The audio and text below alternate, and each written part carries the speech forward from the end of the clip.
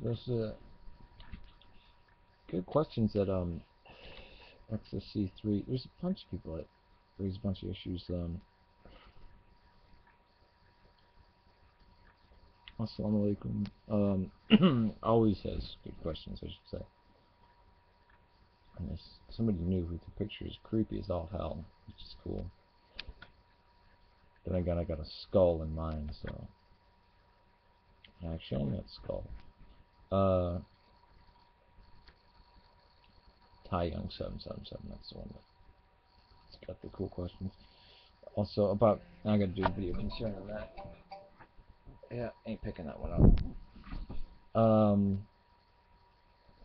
He's trying to understand. Well, why are these images on the coins? He said, well, so it's some of the depictions of because you see in Islam these depictions of Muhammad, at least things that are said to be him, where some very few of them actually depict his face. Some of them will have his face with a sheet over it, or a piece of cloth over it. Usually there'll be fire coming out, and it'll show angels and people. How could this be? And why were there crosses on Islamic coins? It's a huge issue. And this kind of cuts it.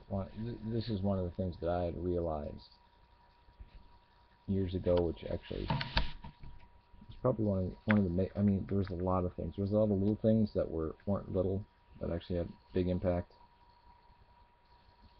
And then there were overarching things like this that Islam turning out not to be.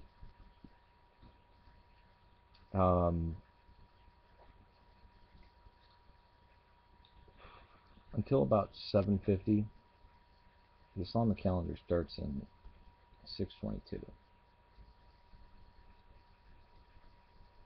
First time we ever hear of them is 634.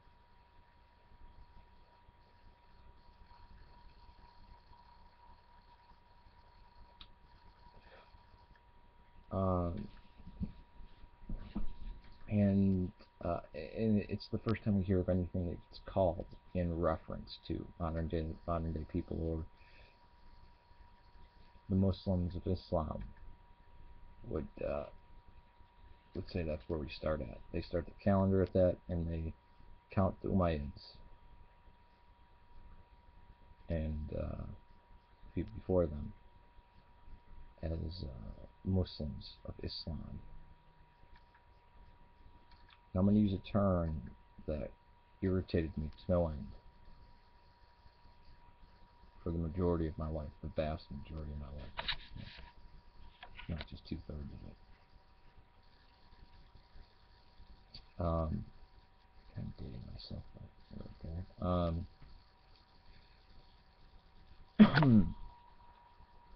Because on the last day, you're going to be called out of the grave. And God's going to say, of all those images that you made, call those to life. If you can't do it, you're screwed. It's like making idols. So why do we see these icons, these images of Muhammad and apparently the Sahaba and angels and stuff like that? Why do we see this? Why do we see the Karamatins that are anti-Islamic, anti-Muhammad, destroy the Kaaba, crush the black stone, use it as a toilet, just shit all over it for decades, kill the pilgrims that are on Hajj, outlaw Sharia law, destroy the wall of Zamzam and throw dead bodies down it to defile it, and they're still calling themselves Muslims. Why do we see this? And it's something strange.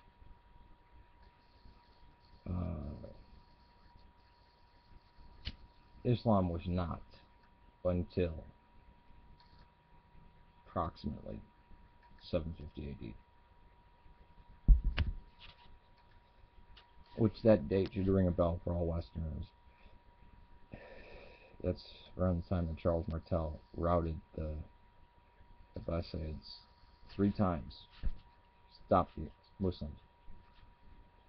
He routed them at Tours and kicked them across the Pyrenees. 3 times he fought them and just massive crushing defeats. And it was his military wit and cunning on the battlefield that did it. And the Muslims would never go north of the Pyrenees again. They would never drive north of there, and they would eventually get kicked out in Reconquista in 1492, but it took a long time. Before the Umayyads and these Muslims that were minting these coins were practicing Muhammadunism or Hagarinism, or they were Saracens. They were the rejects of Sarah. That's what that means. Kicked out, the ones abandoned by Sarah. And of the accounts on we have CBOs, we have the Doctrina Jacobi. All the accounts that are given from historians, people who are hostile to the Byzantine Empire, people all across where they're taking over. They never call them. They never say that they're practicing Islam. They never say that they're practicing a new religion. They never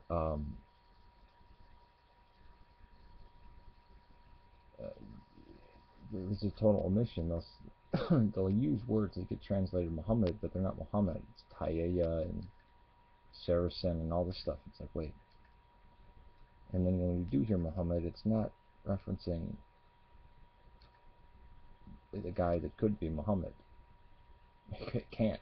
It's either after he died or just different times, and it gets really screwy. And people are calling them Jews in some places, and they're just calling them the heretics or the barbarian or the horde. They never attack cities. You'll see these bands of moving across, raping and killing people and just slaughtering men. They're not concerned with the cities. So the citadels remain. I mean, they don't even attempt to take it. What's going on?